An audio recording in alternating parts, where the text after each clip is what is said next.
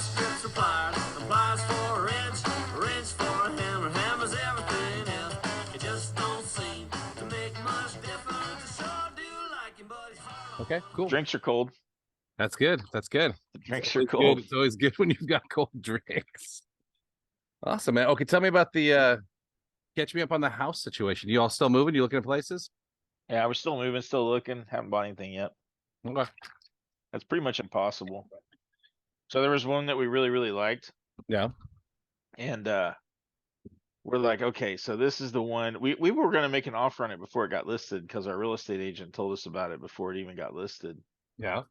And I mean, we were ready to make an offer. Like, we're like, well, don't even list it. We'll just buy it. We like it. It's the right size. It's laid out right. Mm-hmm.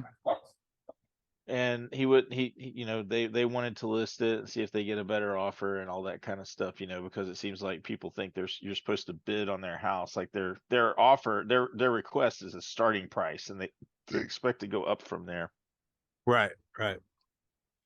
So they open it up, put it on the market. I go over and look at the place, and I walk in, and dude, it smelled like dog, like bad, like wet dog, and not like a little dog, like a big ass dog. And I didn't see the dog, he wasn't there, but they have a big ass dog, and he stunk the place up. And I'm like, okay, well, you can change carpet, you can vacuum, whatever. They have a big dog. It stinks because it was just here. And then I go into the living room, and they had replaced the fireplace on the wall. Like, they took the fireplace out. Yeah. And the person that, you know, was a do-it-yourself patch guy. Mm-hmm. And you can see where the fireplace used to be. Like, it's obvious. Like, the stucco doesn't match what was done before. Like, all the drywalls, you know, There's a big outline. There's a big freaking rectangle on the wall. And I'm like, put fireplace here. yeah. And so I'm like, I'm not paying almost $500,000 to look at a wall where a fireplace used to be and obviously see where it used to be. So anyway, that one didn't pan out. We didn't buy that one. And I was really glad we didn't make an offer before it went on the market. So not even entertaining that idea anymore. Well, and is it just me, or is it just like I know prices have gone up and I'm getting older, but I feel like $500,000 for a house in Humble or near Humble is insanity to me. It's like, absolutely. the guy across the street from our place just sold his for I just found out he got what he was asking for. It was like $960, which I thought was absolutely insane. And it's just like it's got me thinking. I'm like, well, I can make fucking $960. Yeah, but then you got to buy another place. You know, well, that's the whole thing that's been holding us back is, okay, so I sell it for $960, but then I got to buy another $960 or more. Yeah, get the equivalent of what I want. So it's like, fuck it, this is a good house. I like it. Yeah, the housing market's crazy, but I mean, it's better than it was a year ago. Mm-hmm. Houses are listed now, and they're having to drop the prices because they'll be on the market for 35, 40, 50 days, and they start dropping the price because, I mean, it had gotten out of control a year ago. I mean, it was way out of control. But with the rising interest rates and everything, it's I mean, I'm not a financial advisor, but I can tell you that it's definitely having an effect on the housing market. And things are slowing down. It's taking longer. Stuff's on the market longer now. So we'll find a place. The main problem is that my family needs to like the place also, and it's really hard to coordinate with them to come look at it because my daughter's doing school and everything. So our plan is that come end of school, they're going to come down, and we're going to be on a house finding mission. Figure it out. And we're not going to stop until we have one. And just get it done. So you're telling me they're not going to live in the same shithole that you live in Houston, or the same type of? No, I'm not saying your house is a shithole. I haven't seen it yet, but no, it's not a house. It's an apartment. But a bachelor life is a little different. It's absolutely a shithole. There is no doubt about it. It's a 100% shithole. And whoever either lived here before or whoever, all I know is I wake up every day to the smell of pot, like strong. And I don't know if it's from the previous resident or if it's leaking through the walls or what, but I can tell you somebody here, either now or in the past, like either upstairs or somebody that lived here before, smoked a lot of pot. We're doing a little wake and bake. Not even waking up, like just smoking it while they're sleeping in the bed, whatever.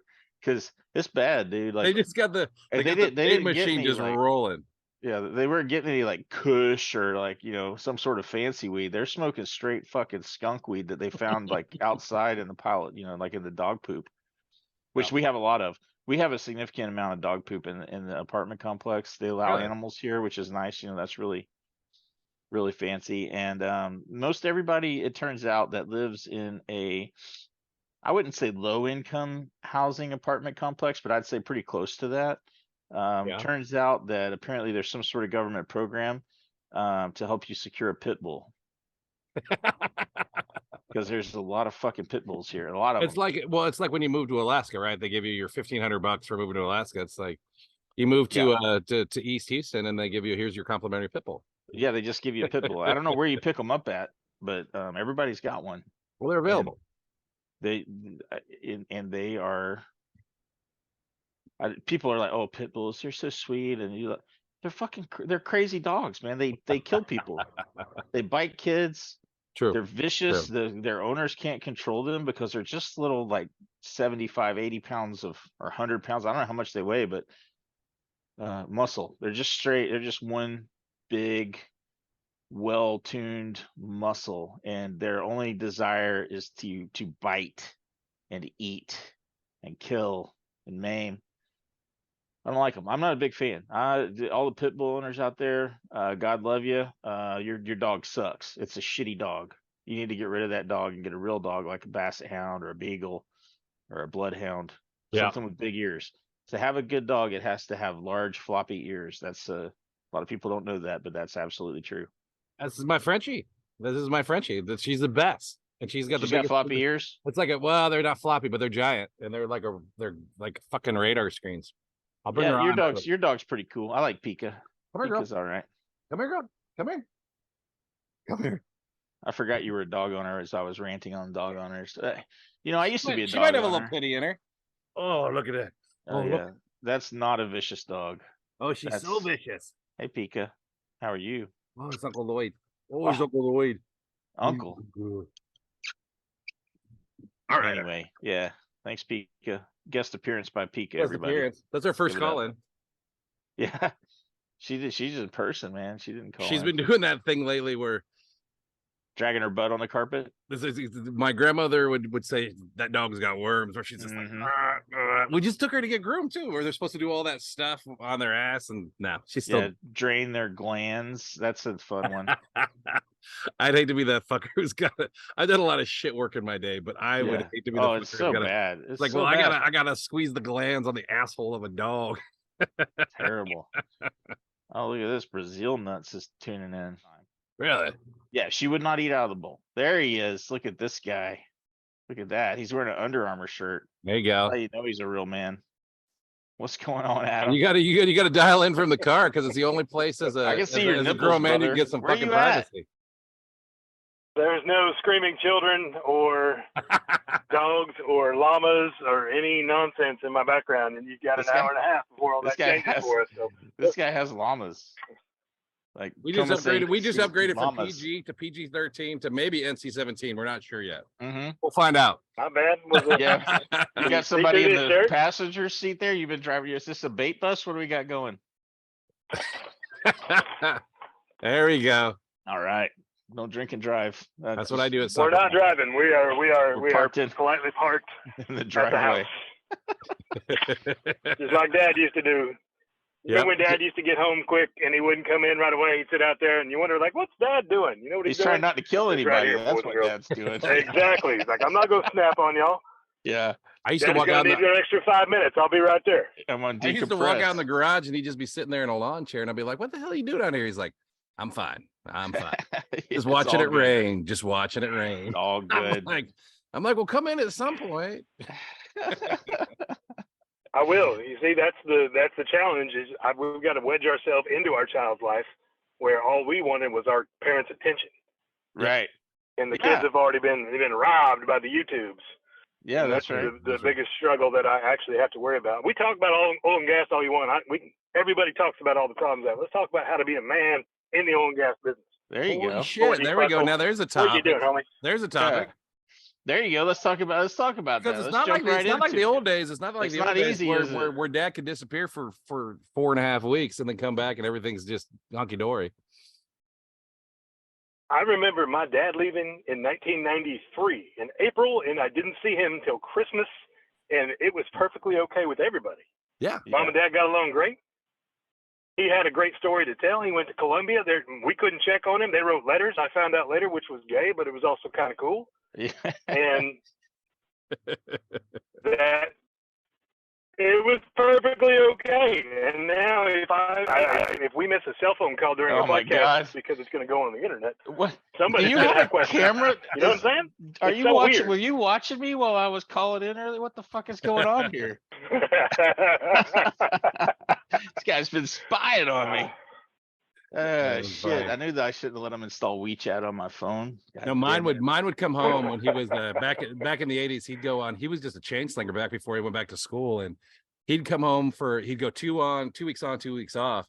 He'd get home off that 2 weeks, and he was happy. He had a ton of money, wanted to take us all out, and we had a ton of fun. And then just about the time my mom and dad started getting pissed off at each other, it was time to head back out. Yeah. Worked out perfectly for years. That's how you stay married for a years. long time. Yeah. So I guess we should do like a. Oh, go ahead, Adam. We should probably do like Go ahead. We shouldn't do anything. We should just keep talking and don't have dead air. Because if you're going to try to be broadcasters on the internet, people hate it when there's a gap in whatever you were talking about. Well, our secret is nothing that we put out is live. In fact, lately it's been like four months after we filmed it. So we're planning to air this episode in January of 2026. I don't know. What's the schedule looking like? There's gonna be. I'd like to congratulate President Trump. Yeah. Congratulations on the win. Yeah, let's go ahead and do it. Congratulations. Nobody President saw Trump. that coming. That was a big shocker. Didn't All think right, that so was I'm the gonna guy who happen. edits. It's gonna take me a little bit, but it'll get done. It'll get done, right? You gotta when I start getting texts from people asking me when's the next episode, that means that we're doing something right. They actually are paying attention. They want to see if there's a new one. You got to make them want it, right? It's like that old story when I was up at. Did I tell you that story last time when I was up in Calgary? And I was How is your insurance agent? I don't know.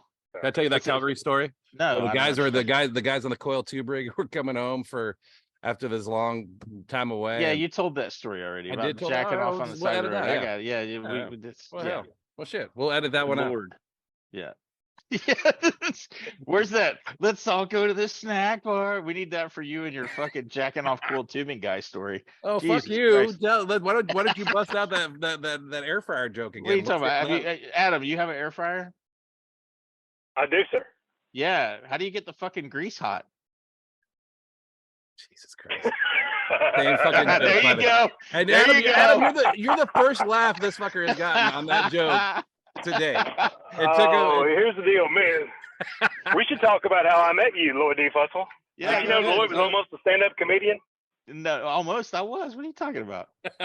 No, I mean, if you'd have kept to it 10 years ago, we would be in a whole different state of mind. I'd be opening for you right now in St. Louis, talking about how tigers can't catch pandas. Remember that? God, I don't remember it all. No, you don't remember it at all. There was no pandas involved. I've never seen a fat tiger. Yeah, that's most of Lloyd's stories. It's just like we don't know where it's gonna go. It just kind of goes somewhere. Yeah, no, it was a joke that I stole from somebody. It was a buddy of mine, David Armstrong, that I worked with at Halliburton. He was a really funny guy, and he used to tell me we were at lunch one day, and this guy ordered a salad and said he was on a diet, and David looked at him just deadpan, and he's like, "You ever seen a skinny cow?" And then he's like, "You ever see a fat tiger?" He's like, "Good luck with that salad, man. You're gonna be fat as shit." That logic is actually impeccable. That's good. Yeah, so I stole that. I used to do it on stage, and I did it a little different than he did. So it was, but it was his joke, man. I totally lifted that one. Is that the rule with comedians, where if it's like a patent, where if you just adjust it enough, then you can use it, or is that no? Is there a code of conduct with comedians? There's got to be a stealing. You're not supposed to steal jokes, but there's a lot of joke stealers out there. George no, Lopez. it was it wasn't really a stolen joke because he wasn't a comedian. It was just But I always gave him credit. I mean, I never claimed that was mine. But anyway, so go ahead, Adam. How did we meet?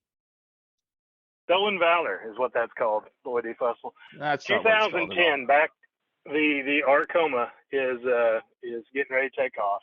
Our young, fresh-faced, fresh from a service company engineer, Lloyd E. Fussell, had just been put in charge of completions and/or production and/or drilling, depending on what the day was. What day of the week it was. Small E&P operator here in the great city of Tulsa, Oklahoma. Me, with all my knowledge of 2 weeks, grabbed me a fresh box of cookies, and I said, I'm going to go make friends in this town. Somehow, a few poor choices later, I'm standing on an elevator with Lloyd, and we're going to lunch that I know my company can't afford, but I wanted to be a good sport. And I was like, I'm going to have to explain this to the secretary. And we had a great time. It took 2.5 hours, and we didn't have drinks at all, but we laughed for 2 hours. Yeah. Learned how to proper operations of a southeastern Oklahoma natural gas well. And that was how we met. Yeah. So the interesting thing is I had no idea that Adam only had 2 weeks of experience, and he seemed like he knew what he was talking about, but I probably did most of the talking. I can't remember, but I would anticipate that's correct. Sounds like Lloyd. Yeah. I'm surprised you invited me on a podcast. I've said 6 sentences. I don't even know if you know my voice sounded like.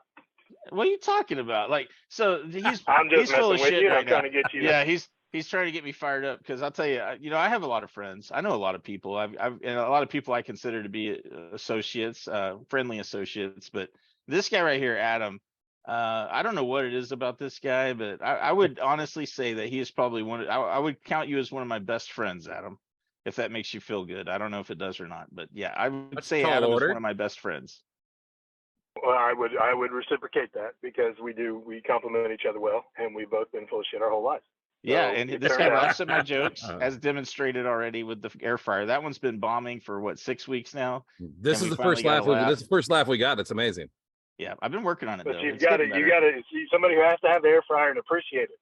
Yeah, You didn't set that's up the right. premise. Like, You I'm got- just trying to kick my Hey. kids some chicken nuggets. You got to have the basket air fryer too. That you can't have the one that just kind of like is like a toaster oven. You got to have Well, the that's what actual- that's what I've been trying to explain to these people every week is that the joke is really good. That's why nobody gets it. And so I we know had to that- get a smart guy on that could get the joke. So Not congratulations. without the premise, but I appreciate So, the so as nuance. it turns out, this joke is amazing in Tulsa, Oklahoma. Yeah, I In know my Tulsa, audience. it's killing. It's killing it up there. Adam, where are you at in Tulsa? Are you I am 15 minutes west of downtown in Sand Springs, Oklahoma. Yeah, Adam's an interesting cat, man. I know So Sand Springs. Adam, tell us a little bit about yourself? Yeah, go ahead, Adam. Tell us your history. So 2004, graduated the high school, and graduated high school in 2003. Got sent to Afghanistan on behalf of Old Glory in 2004. Thank you for your service. Came back, went to thank you for your service. We'll get to that story here in a second. There are some soldiers you shouldn't thank, but we'll, Talk to me about that too. I want to hear about that too, but keep going. We'll get to that's this first podcast. We barely know each other. Let's after college, got to do 2 tours, one in 04, one in 08. Graduated college in 2010. Started up slinging a wireline business out of the great city of Tulsa. Grew that little opportunity to 3 trucks. Started with 3, and I'm glad to say that I think we got to 6 and back down to 3 because we work in the oil and gas business. That's how it goes. That's actually pretty good to have your original 3. It's good to go to 6 and back to 3 instead of 6 and back to bankrupt. So that's and back to bankrupt and back you don't to want to be in those stickers, baby. Here we go. You don't want to be in those negative numbers on wireline rates. Yeah, if you got 3 units, you're still in it. You're still fighting it. Yep. Hey, baby. And now I work for an operator in Northeast Oklahoma, working oil and gas wells. Yeah. So what are you doing now? What I want to be when I grow up. Are you like a company man? Are you a pump hand? What are you doing? I don't know exactly what you're doing these days. So we operate a Bitcoin mine, about 300 gas wells and 50 oil wells, and I get involved. Right. You do whatever's needed. You're the go-to. I go what is necessary. If you've got a spreadsheet, you need me to entertain a customer, you need me to get a skunk out of a trap. I've done a little bit all of it. Not scared of any of it. love adventure and excitement. I'm also a volunteer firefighter with the Green Country Volunteer Fire Department. All right. Right up the road. That is what I live for. And I've got 2 little boys that trying to make into men. We can get back. We'll circle back to that. I was explaining to them why we weren't going to read tonight because Daddy had a podcast. Try to explain a podcast to a 7-year-old. Well, hey, here's the thing. Like, it's a good thing they don't already know what a podcast is. That means you're doing something right. Yeah. I just tell them it's on YouTube and it'll be fine. It'll be fine. This is like we're like leveled up. I got a 3-year-old now. My conversations revolve around Handyman Hal on a regular basis, and because that's all he sees on YouTube, and it's just kind of. But no, I get your story. It's a ground up story. So my in-laws actually live in Tulsa. I like Tulsa a lot, and I'm originally from I lived a lot in Lawrence, Kansas, and so I resonate well with the independent operators because what I like about it is they do just what you just described. As on any given moment, if you want to talk to an independent, you might talk to the engineer who is also the geologist, who is also the slinging chains, who is also you name it. And so it sounds like you're similar. Would that be accurate? I power washed a radiator this morning, and tomorrow morning we're going to go talk about buying 500 barrels from a guy. Yep, that's but it. It's all perfectly. It's all normal. Yep. Yeah. Where you all working? You got a special zone that you can talk about, or are you tight-lipped about it? No. I'm at the end of the stripper's life. So we're talking about there's first grade strippers that, just don't make economics for a publicly traded company. Right. And there's the second grade strippers who are like, oh, we can water flood this. There's an EUR project here. Okay. Yeah. And then there's the third grade. And, we're gonna keep this sucker running as cheap as possible, but we're all gonna have a nice meal and everybody's insurance is gonna be covered. Those are the type of assets we like. Love it. Yeah. I got a polymer guy I'll introduce you to offline. Deals with that kind of stuff. How is Josh Block? What's that? Is that Josh Block? No, a different guy. Okay, I shouldn't name drop on this. You can edit that out. Josh Block. No, we'll just bring him on as a guest. We'll bring him on as a he needs to be a sponsor now that he's been mentioned. So thanks, Josh, for joining us as a sponsor. We should mention our sponsors. We should mention our sponsors. Yeah. That's a good call. Yeah, go ahead, Jeremy. I'll let you take it this time. He likes to put me on the spot because I can never remember. So I know we got US Oil Chem, which I love those guys. They're great. Yeah. Good people. Calibri. We've got Calibri. Yeah, Calibri, Adam. It used to be B&K. Wolf Reds are over there. Yeah, I did some consulting for B&K back then, and now they're Calibri. We've got a night fire specialist, and what's really great about that, I got a text from a buddy of mine that was out in the Permian, and some hydraulic fluid got caught on a turbo, and 5 semis burnt to the ground like that. This is what night fire specialist does, right? They're out there, they've got people and things to stop that. It was amazing. It was amazing footage. Thank God nobody was killed. But Night Fire Specialist is a great sponsor, and they do a lot of really good work out there for us too. So yeah, they do. And Matt. Everybody knows Matt Hill. Everybody knows Matt Hill. Come on, that's Oklahoma famous. Quick caveat: if they existed, I would have never got to meet Harold Hamm. There you go. So tell us how'd that happen.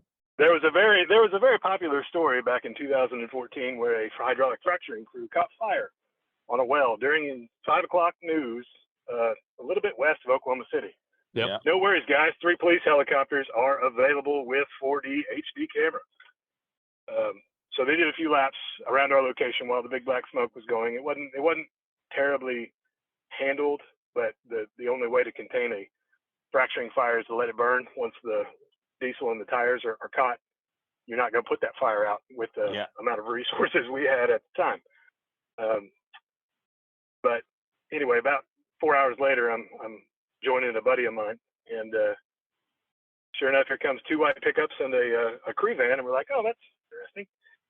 It's probably some inspector or somebody from the company that really wants to know what's going on. Sure enough, Dr. Hamm himself stepped out of the van, and he walked by, was in a very decent mood, wasn't upset about anything, just this is the oil field and how it operates. Now, as soon as he got back in the van, I'm pretty sure he let his people have it. But he wasn't mad at the sales representation. Yeah. It's tough to be a sales guy when some shit like that goes down, man. It's really tough because you have absolutely no control over that situation.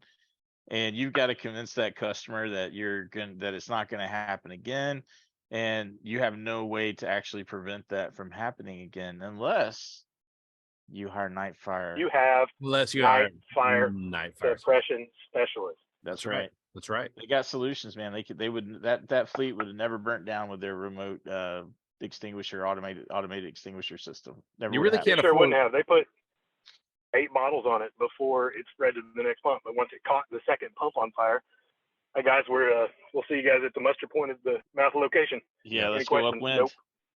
Nope. Get upwind. Don't Let it breathe burn. that. That's right. Shit. We But that's started night out with 14 frac pumps, and I think it ended up with 28.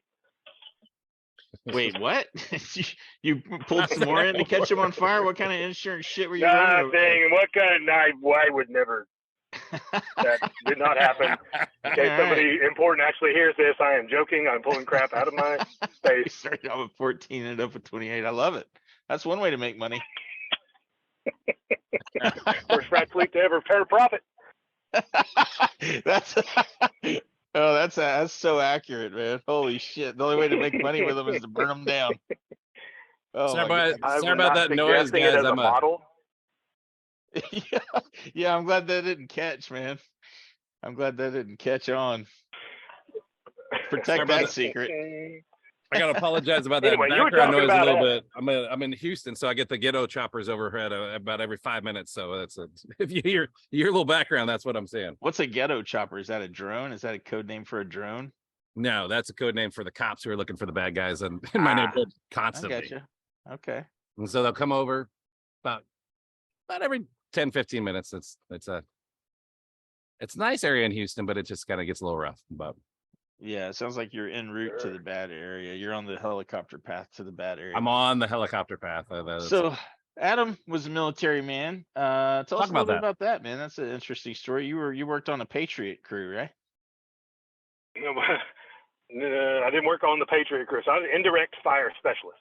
Ah, you were spotting for him, I was spotting. I was your long range surveillance. I was on 11 Bravo trained, 11 Charlie certified, indirect fire specialist for Mortarman, which I believe they banned in 2012. Back when I was back in my day, they determined that the 60 millimeter mortar was too dangerous to be carried by soldiers, and they phased it out. I don't know if they banned them, but it's no longer an option down at the old Army recruiter office. Well, so let's talk about that for a second. So let's think about that. So if you had a 60 millimeter mortar and it was too dangerous, I mean, could we have identified it as something else, like a 60 millimeter cannon firing bullet machine thing? I mean, God forbid we need the indirect fire again. Here's the problem: is what they developed were little 2-pound airplanes that could drop grenades. Okay. There's no longer a need for indirect fire because I can see them from space. Oh yeah. So it was kind of like you can bring a drone in and drop a grenade right where you want it. Same difference. The last guy with the horse. Yeah. Okay. Like, really, guys, I can get through battle. And he's like, okay, what are you going to feed it? It doesn't work. It's not a long-term business plan anymore. It'd be like VHS recorder. No, I was making a joke about how the cavalry got replaced by the mech. I gotcha. And the guy, the last soldier, who's like, no, I swear, that's not going to take off. Look at this horse right here. This sucker's 13 hands high, gorgeous. And General's like, yeah, okay, man, we're going to be right over here. Yep. That's where they came up with the Army of One slogan. Yeah, you're in the desert. You're in the desert with your horse. You're going to feed it. What are you going to feed it? Sand? That's a good point. That's rough. You got to get llamas if you're going to be cavalry in the desert. Or not llamas, camels, I guess. I don't know. I'm not really Camels. familiar. Well, they're all the camelid family. You're doing a fine job. So when you said there's soldiers you shouldn't hire, what's that all about? Let's talk about that. Or soldiers you shouldn't thank. Shouldn't thank. I'm teasing. I feel like it's a thing that you do, and I think it deserves it. And so anybody who served, I think it does too. I take that back. I am speaking specifically about people that most people never meet. Not all good people in the military, just as not all good people are in life. Right. Yeah, that's true. Yeah, you should. Nobody How should do you ever spot think them? me. Okay, I so was in- let's get to brass tacks. How do I spot them before I randomly walk up to it? So there's one on camera right now. He's got a white background, and he was a tank mechanic during the only peacetime in modern history. Yeah, I So don't he think I've ever thanked you, Lloyd. did but, absolutely nothing to contribute to your freedom. All right, but you paid for his college, so thank you very much. I appreciate your service and paying your taxes. Hey, Lloyd, Keep up I the good never work. thanked you, Tax Lloyd, but I citizen. do thank you. It takes some balls to do it, right? It's something that I did not do. I was in ROTC. I'm old enough. Most of my friends went first Gulf War and and kind of have made it through that, and I never did. And it's one of the regrets I have in my life. I would have been maybe a slightly more mature. I'll tell you what, when I look around at what our country has become recently, I regret having served, to be honest with you. You hush your dirty mouth. No, Stop. I'm serious. Put the internet down. It's not real. It's still 98.5% dudes that look like us. This is love why I try to glory get and it. are willing to go do whatever they're asked of us. That's right. And the 2% that get the airtime are the difference. That's That's not real. fair. You Remember make me feel that, and better. don't let them This get. guy, yeah, this don't- guy's making me I feel know. better. Bring it back. I'm going to This start. is what happened. Tune up America the Beautiful or something. Let's go. No, he's right. He's on That's to funny. something. You He's want on me to to sing the something. Star Spangled Banner right now? I'm 2 Yeah. beers away from. Oh, say. my favorite. My wife knows it too. She's like, the minute we're anywhere, it could be anywhere. Could Tulsa, it could be Denver, it could be anywhere. The minute people start chanting USA, I can't help it. I love it. Lose your shit, right? I do. I jump right in there and just You take off. And your- I don't take know off your why the shirt. media narrative changed. Why do we have to say that on a podcast like it's bad? No. it's not bad. I don't care what color you are, what you gender you want to be, whatever it is. But if you're supporting this great state or this great nation, do whatever you want to do. I support that wholeheartedly. That's what I fought for. Yep. But Yeah. if you're going to tell me that this country sucks, ooh, you got some places to go see, my friend. No, we Yeah. love you. You're perfect. Yeah, you've been You're around. perfect You've for the seen podcast. You've seen the bad places, right? Oh no. Yeah, call in if you got any problems. Yeah, this guy, he's doing it. He's keeping America real because he's got a compound. He's got a 4-wheeler with a 50 cal on it, something like that. Let's not talk about what people have on There you internet. go, Boy, there I you go, thought there we you were go. friends, buddy. Hey, We can talk about what we can I talk have- about. What I think we can talk about is that I think the most people I talk about, especially ex-vets, will talk about. It's Bud interesting. Light? No, but they have a unique Oh. perspective. They have a unique perspective, and so I'm in this conversation all the time, and where I'm at in Texas, and half the time with my wife, and it was this idea of why do we need to own so many firearms? And I would say, well, because we do, and that's just the way it is. But the ex-vets that I talk to almost exclusively will tell you, we absolutely do, and you absolutely need to protect that right without a doubt. And I don't want to get too political on the podcast, but I will tell you that most vets I hear will tell you that it's just like, no, you have to have some metrics in place because we can't rely on our current state of affairs to protect our families. And that's just my opinion, but I'll let you guys talk about it. Might be too deep, may not be funny at all. The thing that I always say is when it comes to the right to bear arms, people like one of the arguments that the people that are anti-gun always use is you don't need an AK-47 or you don't need an AR, an assault rifle to kill a deer. It's not that the gun's not for hunting. The Bill of Rights is not for hunting. It's the right to bear arms is to protect all the other rights and amendments. That's what it's for. I hang on to that number 2, so you have the freedom to express number 1. That's right. There you That go. is the There you only go. reason. I can tell you, Joe Biden's the best president this nation has ever seen, Right. and it's perfectly legal, and nobody can tell me that that's not right. You can tell me it's not right, but Yeah. Right. But you can say it. And I can say that he I can fucking say it. I'm done sucks. being political. Let's Sucks a talk about big something old funny. cock. Tell me something good. Joe Biden is the fucking I he's a thought we're inviting senile guests old on piece that knew what of they were shit. talking about. And I can say that, by God. I had a conversation with my father-in-law this weekend. And so my father-in-law's from Tulsa, and he looked at me and Adam probably knows him. You know Mike Smith, right? Mike Smith. yeah, Yeah. it's one of these frat guys. He's one of these legends of frat. He kind of helped never come up mind. with it. And anyway, He's out in The Mike Smith Tulsa. from Cud? No, from NSI Technologies. NSI Okay. Technologies, yeah. He was Amco for years, and then him and his buddy Ken Nolte came up with the Nolte Smith plot. And anyway, he's been in the frack world forever, but he doesn't say much, right? He's one of these super smart guys that doesn't say much, and I always respect him. So there's a couple things that I like about it, and I've told this story before, but I'll tell it again. I don't care. And one of his best stories that he's ever told me was the shortest story I've ever heard. And he just looks at me very plainly. He's West Texas. He's from Mineral Wells, Texas, and he looks at me and says, "Well, Jeremy, you could have a lot of fun at a bachelor party in Bogota, Colombia." And that's all he said. That's it.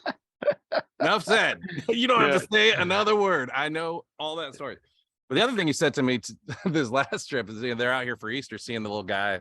I got a 3-year-old, and so he's out there seeing, and him and I are sitting on the couch, and it's father-in-laws. It's always a little bit awkward, and I always try to, but he doesn't say much.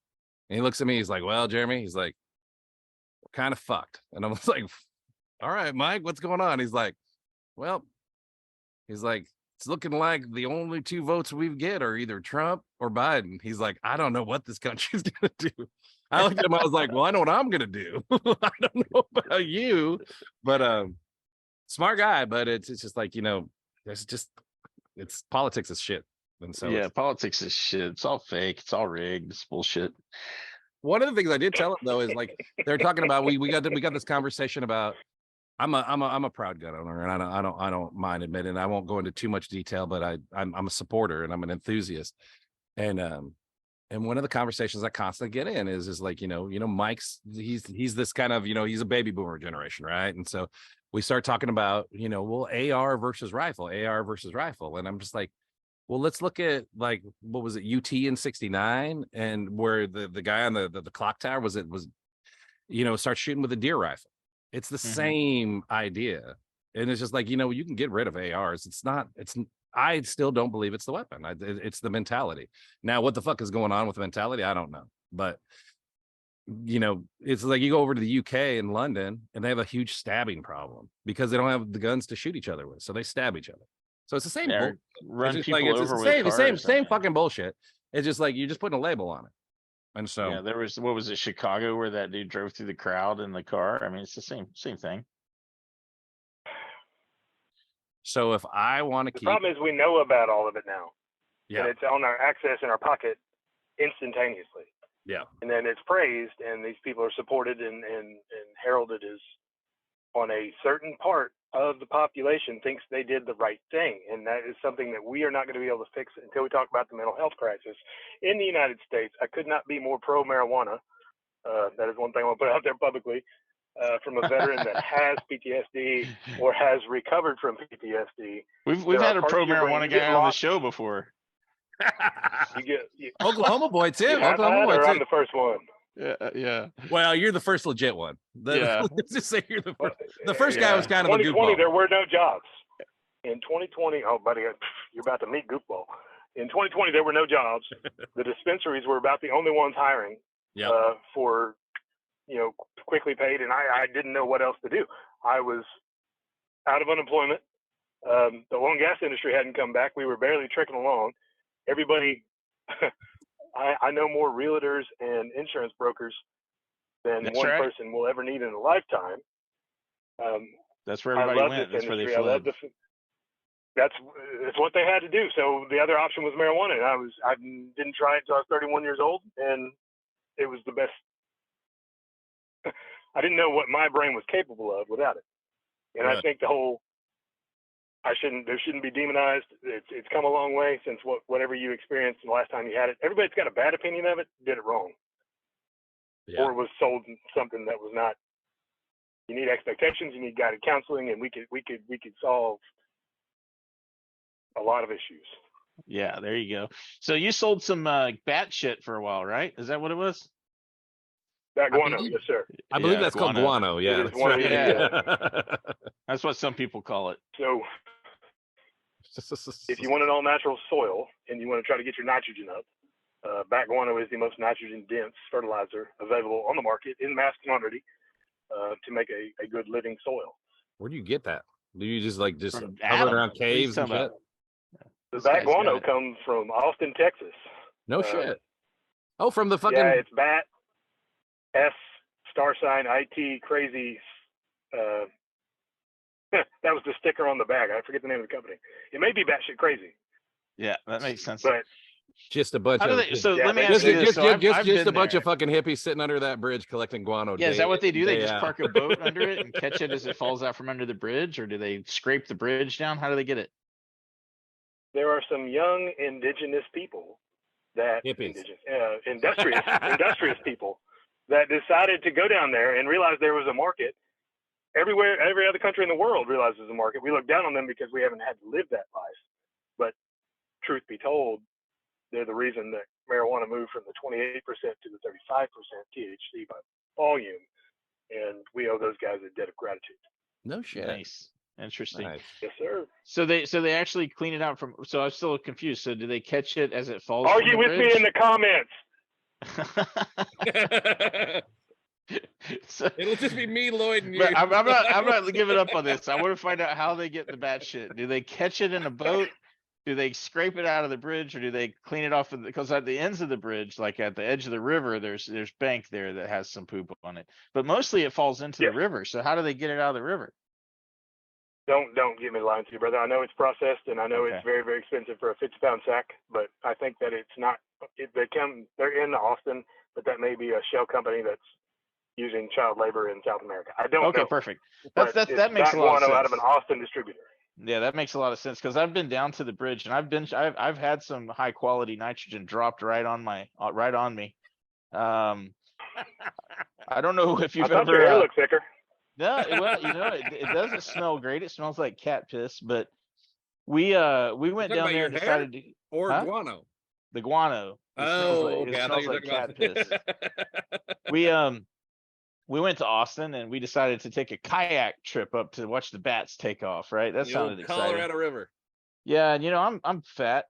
I don't know if you noticed or not. Some people have said that I'm overweight. Pointed that out. Yep. People on the And internet are mean. Kind of them. That was kind of them. That was. and I tell you what, I strapped myself into an extra large kayak and proceeded to paddle 3 miles up the river towards the bat sighting so that we could watch the bats take off. And we got up there and we paddled around. You could hear them squeaking and squealing up under the bridge.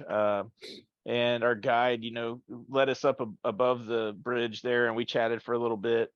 And then they're like, okay, so they're going to start taking off around 7 or 7:15 or whatever time it was. And so we wandered back down where we could watch. Well, while we were having our discussion and our education on the bats that live under the bridge, there were some pontoon boats that came in, and there were some ferries that came in. Next thing you know, it's boat shell to boat hole underneath the bridge, and there's no way to escape. It's like and Party Cove. It's like Party Cove with that guano. There was no way to. You were not moving your kayak. Like I could have got out and walked across kayaks to get out of the river, if I could have stood up, but my legs were numb because, as I mentioned, I have a weight problem. So there was no standing up. In fact, whenever I got back to where I was supposed to drop the kayak off, I may have fallen down on the dock and then flopped around like a fish, trying to get the feeling back in my legs. That could have happened if. We can neither confirm nor deny that. Neither confirm nor deny. But I can confirm that when the bats decide to leave the roost, they shit, and they shit a lot. And if you are stuck in a gaggle, an armada, if you will, of kayaks, you will get shat on, guaranteed. Note to self: avoid the kayaking. It was a spiritual experience. They were quite amazing as they flocked off to wherever they go and eat bugs. But when they took off, it was unpleasant. I'm not going to lie. It was very unpleasant. I would much rather watch from the top of the bridge. Oh shit. That's a true story. I believe that. I totally believe that. You should. You are actually Lloyd, you are an adventure seeker. Between the cross country skis and the kayaking, and like you pull out some shit that I would not have expected you to an adventure seeker. I mean, all of my hobbies involve sitting on my ass and moving just my fingers. Next week, Lloyd's like, he's like, so I'm doing American Ninja Warrior. And this... Oh yeah, that'd be a good one right there. Like, watch this guy not have a heart attack. That's what we're going for. That's how you win the Ninja Warrior. You know, I thought about. I love that show, and I thought maybe I would try to get in shape and just go on there. Like I'd be famous, man, because I'd be like a one of those amazing stories of the guy that lost like 25 pounds and then fell on the first obstacle. It'd be phenomenal. But I got out there and tried it. You know, Jesus. got out there and gave it a shot. Oh man. Shoot like a 27-minute teaser about your long struggles. Yeah, exactly. They'd be like The whole story. It was Lloyd, just show born me like in looking at Florida. a cheesecake and sweating, right? Like Eater of homemade struggles this guy has cheesecakes. been through. Like first world problem century, right? Just staring at cheesecakes and sweating, Yeah, that's right. and then secretly eating it as they cut the camera away. Like they cut back, and I'm just kind of chewing slowly. Yep.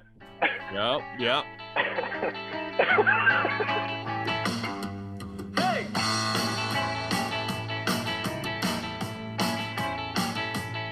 He got a real long reach in the derrick when he leads. He been all around the world on the big old rigs with the welders and the trucks on the black gold rush and the diesel burning cat motors growling in the mud. You better hire him on. He's the roughest neck around. He got the power in his hand to pull the dragons from the ground. Yeah.